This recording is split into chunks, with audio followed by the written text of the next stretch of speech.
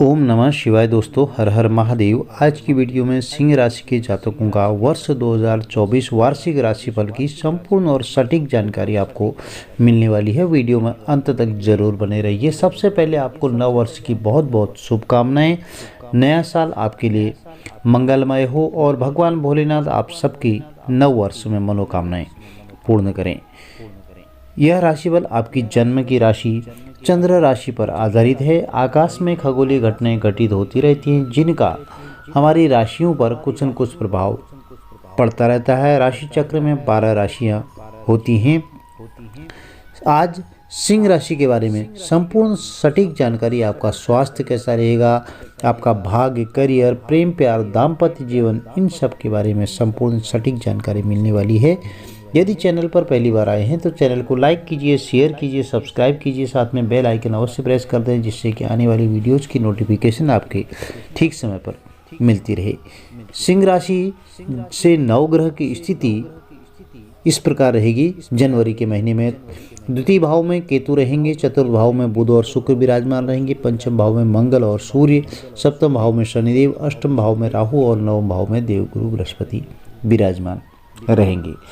2000 की शुरुआत से ही शनि महाराज सप्तम भाव में बैठ करके व्यापार में आपकी वृद्धि के योग बनाने वाले हैं और आपके दाम्पत्य जीवन में भी अनुकूलता देंगे। लेकिन जीवन साथी के साथ जो है आप सामंजस्य बना करके चलें। जीवन में अनुशासन रख करके ही आपको आगे बढ़ने का यह वर्ष रहेगा। तभी शनि महाराज आपको अपार धन लाभ देंगे। आपकी लंबी लंबी यात्राएं भी इस वर्ष आपको हो सकती हैं। विदेश जाने के मौके भी आपको प्राप्त होंगे। बृहस्पति महाराज वर्ष की शुरुआत से ही मई की प्रथम तारीख तक नव भाव में रहकर आपको सही निर्णय लेने की क्षमता प्रदान करेंगे। संतान संबंधी सुख समाचार आपको मिलेंगे। हो सकता है आपकी संतान विवाह योग्य हो तो आपके विवाह के योग हो सकते हैं, या संतान नौकरी आदि कंपटीशन की तैयारी कर रही हो तो वहाँ से आपको शुभ समाचार मिल सकते हैं, और या फिर आपको संतान का सुख मिल सकता है। तो इस तरह से आपको कुल मिलाकर कहें कि कहीं न कहीं से आपको संतान से संबंधित सुख समाचार देखने को मिलेंगे। आपका मन धार्मिक कार्यों में ज़्यादा रहेगा। आप दान धर्म पुण्य करने में भी आप ज़्यादा रुचि लगेगी। राहु की उपस्थिति पूरे वर्ष आपके अष्टम भाव में रहने से स्वास्थ्य पर ध्यान देना जरूरी होगा। इसके साथ ही आप जब भी वाहन चलाते हैं यदि तो वाहन चलाते समय सावधानी रखना भी बहुत ज़रूरी होगा, और आप दुर्घटनानाशक यंत्र भी अपने साथ रख सकते हैं। इस वर्ष आपके पिता के स्वास्थ्य में समस्याएं आ सकती हैं, इसलिए उनके स्वास्थ्य का ध्यान रखें। सिंह राशि के जातकों का प्रेम राशिफल जान लेते हैं। इस वर्ष में सिंह राशि के जातकों के प्रेम संबंधी शुरुआत कुछ परेशानी भी हो सकती है, क्योंकि वर्ष की शुरुआत में ही सूर्य और मंगल जैसे आक्रामक प्रवृत्ति वाले ग्रह जो है पंचम भाव में विराजमान रहेंगे। पंचम भाव ही होता है प्रेम प्यार का, और शिक्षा का भी पंचम भाव ही होता है। तो पंचम भाव में जब ये विराजमान रहेंगे और देवगुरु बृहस्पति नवम भाव में बैठ करके आपके पंचम भाव को भी देखेंगे, जिससे आप कितनी ही चैलेंजेज आ जाए आपका प्रेम प्यार चलता रहेगा। ज़्यादा घबराने की आवश्यकता नहीं है, और आप एक दूसरे पर विश्वास करें, ट्रस्ट करें, एक दूसरे को पर्याप्त समय दें, टाइम दें, जिससे आप दोनों के बीच में कोई भी मिसअंडरस्टैंडिंग नहीं बढ़ सके। आप आपसी विचार से विमर्श के द्वारा अपने रिश्ते को मजबूती दे सकें। फरवरी और मार्च के महीने में अनुकूलता को लेकर आएंगे। सिंह राशि के भविष्यफल के अनुसार शुक्र और बुध के प्रभाव से आपके रिश्ते में प्रगाढ़ बनेगा और एक दूसरे के प्रति झुकाव भी बढ़ेगा। यह रिश्ता आपको ज़्यादा परिपक्व बनाएगा। अब आपके करियर की बात करते हैं। करियर के बाद शुरुआत ठीक ठाक रहेगी। दसम भाव यानी कि सप्तम भाव में शनि महाराज पूरे वर्ष पर्यंत बने रहेंगे, जो आपको अपने करियर में सफलता प्रदान करेंगे और आपको मेहनत करेंगे। इसका रिजल्ट आपको बहुत ही पॉजिटिव मिलेगा। बुध और शुक्र की युति वर्ष की शुरुआत में आपके दसम भाव पर आपको और भी ज़्यादा स्पष्ट तरीके से अपनी नौकरी में जमने का मौका देगा। सिंह राशिफल के अनुसार 1 मई तक आपके नवम भाव में रह कर के देवगुरु बृहस्पति आपके नौकरी में बदलाव और ट्रांसफ़र के योग बनाते रहेंगे। यदि आप नौकरी परिवर्तित करना चाहें तो इस वर्ष आपको नौकरी परिवर्तन की संभावना दिखाई दे रही है। अब स्वास्थ्य के बारे में जाने। सिंह राशि राशि चक्र की पंचम क्रम की राशि मानी जाती है। सिंह राशि के स्वामी सूर्यदेव होते हैं। अभी सूर्यदेव पंचम भाव में विराजमान रहेंगे मंगल के साथ, और दोनों ही यह आक्रामक ग्रह हैं। सूर्यदेव पंचम भाव में 14 जनवरी तक ही हैं, उसके बाद छठे घर में चले जाएंगे। तो कुंडली का छठा घर उतना बढ़िया नहीं हो जाता है, लेकिन आप फिर भी थोड़ा का स्वास्थ्य का अपना ध्यान जरूर रखें। शिक्षा की बात करते हैं तो ग्रहों की चाल यह बताती है कि आप पढ़ाई लिखाई की ओर ज़्यादा एग्रेसिव बनते रहेंगे, और बुध और शुक्र के चतुर्थ भाव में होने से, नवम भाव में बृहस्पति के होने से शिक्षा में आपकी रुचि सहज रूप से बनी रहेगी। और इस बार आपको वर्ष की शुरुआत में यह देखने को मिलेगी, क्योंकि आप पढ़ाई के लिए तत्पर तो नजर आएंगे, लेकिन वर्ष की शुरुआत में सूर्य और जो मंगल पंचम भाव में होने और शनि के चतुर्थ भाव पर जो दृष्टि पड़ रही है, उसके कारण बीच बीच में कुछ व्यवधान आएंगे। आपकी एकाग्रता को भंग हो सकते हैं, जिससे शिक्षा में आपको कुछ समस्याएं आ सकती हैं। हालांकि ग्रहों का गोचर आपके पक्ष में होने से अप्रैल के बाद जो है स्थितियां अनुकूल होने लगेंगी। आप अपनी अच्छे तरीके से पढ़ाई कर पाने में सक्षम होंगे। यदि कोई कंपटीशन दे रखा है, आपने प्रतियोगिता परीक्षा की तैयारी कर रहे हैं, कोई एग्ज़ाम दे रखा है, तो उसका रिजल्ट आपके फेवर में आ सकता है। फरवरी से लेकर के मार्च के बीच आपको बहुत ही अच्छे सटीक परिणाम मिल सकते हैं, पर आप अपनी मेहनत लगातार करते रहें, क्योंकि आप कर्म नहीं करेंगे तो आपको पॉजिटिव फल नहीं मिल पाएगा। आपने यदि पूर्व में प्रयास किया है तो फरवरी मार्च के दौरान आपको उत्तम सफलता भी मिल सकती है, और किसी विशेष सरकारी सेवा में आपका चयन भी हो सकता है। इसके बाद अगस्त से नवंबर के बीच समय भी आपके लिए अनुकूल रहेगा। इस दौरान आपको प्रतियोगिता परीक्षा में अच्छे परिणाम मिलने के प्रबल योग दिखाई दे रहे हैं। उच्च शिक्षा ग्रहण करना चाहते हैं तो वर्ष का जो पूर्वार्ध का समय रहेगा वह अधिक अनुकूल रहेगा। इस दौरान आपको मनपसंद उच्च शिक्षा ग्रहण करने का अवसर प्राप्त होगा।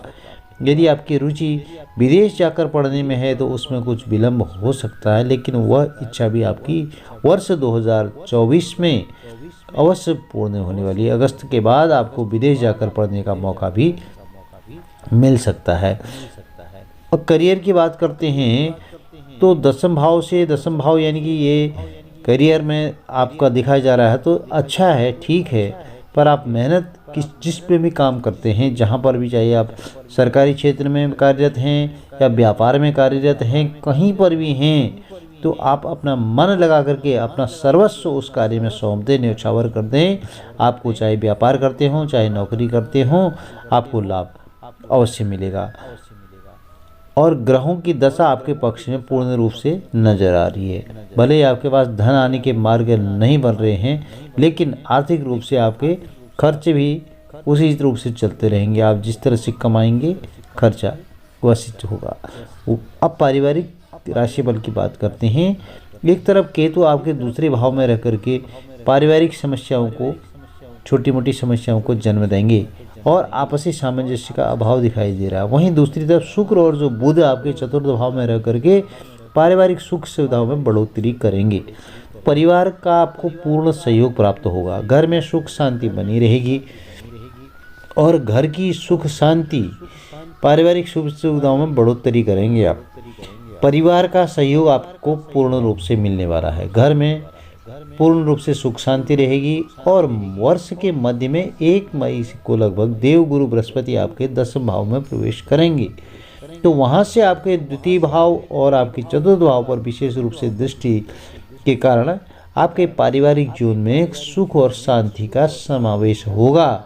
वर्ष के पूर्वार्ध में भाई बहनों से संतुलित और अच्छे संबंध स्थापित होंगे। आपके सहोदर से भी अच्छे संबंध रहेंगे और उत्तरार्ध में माता पिता से आपके संबंध अनुकूल होंगे। यह वर्ष आपको परिवार के लिए पूरा सहयोग प्रदान करेगा और पारिवारिक जीवन को खुशहाल बनाएगा। लेकिन मार्च से जून समय के बीच थोड़ा पिता का स्वास्थ्य डिस्टर्ब हो सकता है, यह ध्यान रखें।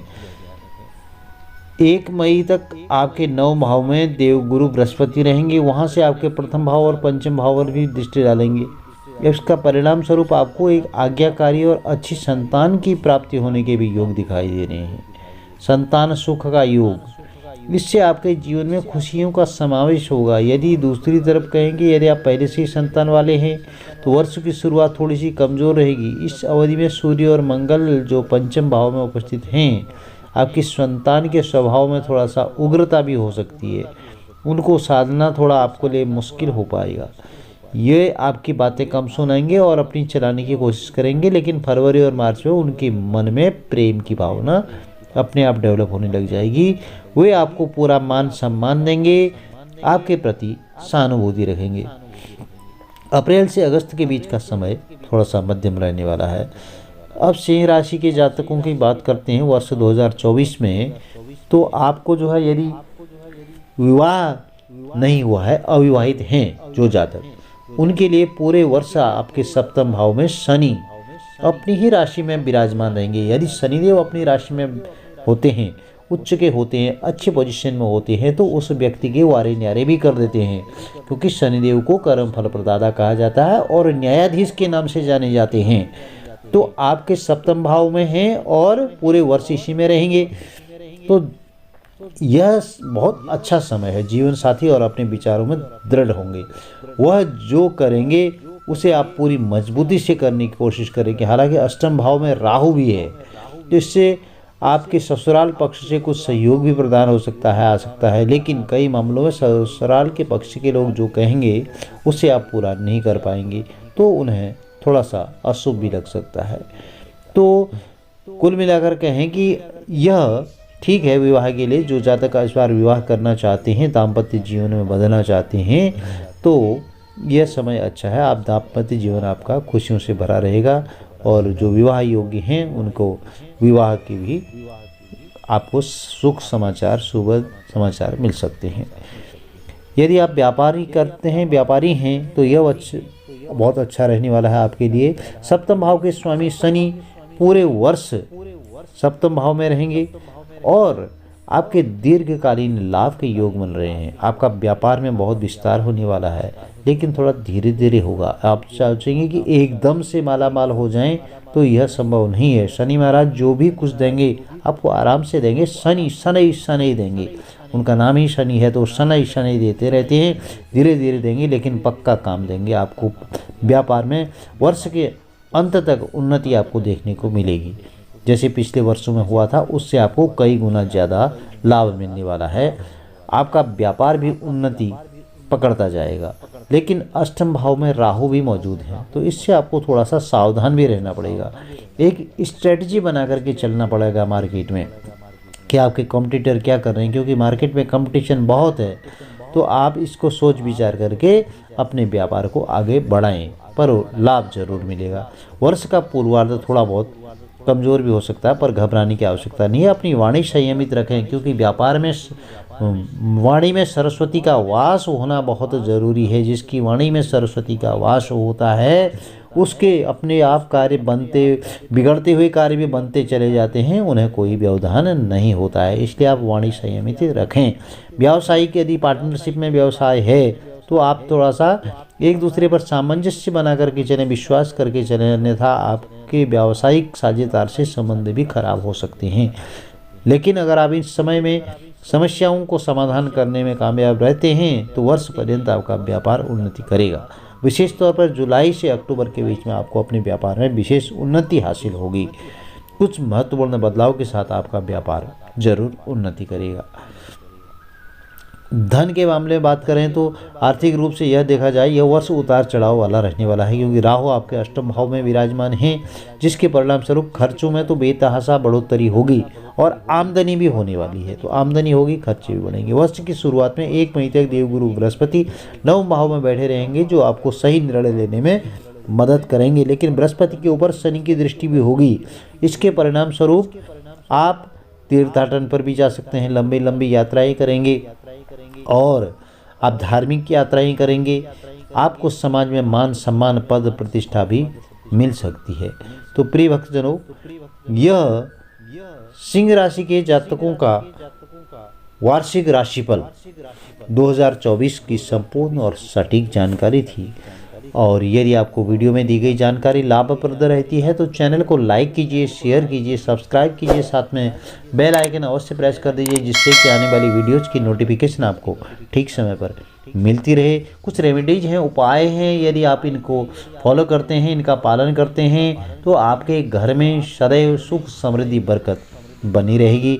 जानते हुए उपाय कौन कौन से हैं, आपको क्या करना है। नित्य प्रातः उठने के बाद उगते हुए सूर्य को एक तांबे के लोटे में जल भर करके अर्घ्य जरूर दें। ओम भास्कराय नमः, ओम सूर्य देवाय नमः इस मंत्र को बोलते हुए, और हनुमान चालीसा का नित्य पाठ करें। गौ माता को चारा खिलाएं, रोटी खिलाएं। नित्य एक आदत बना लें कि गौ माता को रोटी खिलानी जरूरी है, क्योंकि गौ माता में 33 कोटि देवी देवताओं का वास होता है। और क्या करना है आपको, शनिवार के दिन यदि आप छाया दान कर सकें तो आपके लिए बहुत ही हितकारी रहेगा। सूर्य के बीज मंत्रों का जाप कर सकते हैं। तो यह छोटे छोटे उपाय हैं, यदि आप इनको पालन करते हैं कोई से भी उपाय को, तो ज़रूर आपको लाभ मिलेगा। हर हर महादेव, जय माता दी। आपका दिन शुभ हो।